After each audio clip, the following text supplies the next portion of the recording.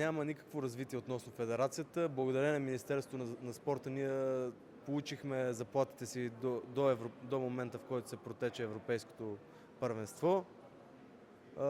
И въпреки всичко, от тук нататък има едно незнание какво ще се случва. Нашата федерация първа трябва да отчете парите, които е изхарчила от миналата година в лицето на Стефан Ботев.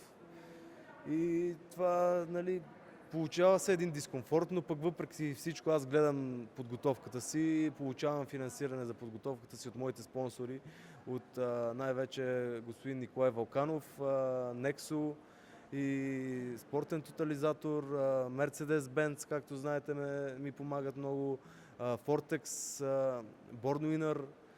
И благодаря на всички тях, че са зад мен и знам, че моите подготовки, каквото и да се случва, са подсигурени. Въпросът е да не останем без лиценз, защото тогава пък няма да мога да състезавам и няма да мога да представлявам страната си. И този труд, да не кажем голяма дума, че отива на букука, но пък може на повече места да го показваме. Защото ние имаме и определен брой състезания, на които трябва да участваме, за да може да участваме и на Олимпийските игри.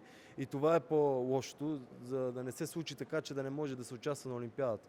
Аз трябва да участвам на 70% от всички подадени състезания официални от Световната федерация по вдигане на тежести, за да получа своята квота за Олимпиада. Така че това са единствените мои притеснения. Не се притеснявам, че няма да участвам на едно световно или на едно европейско.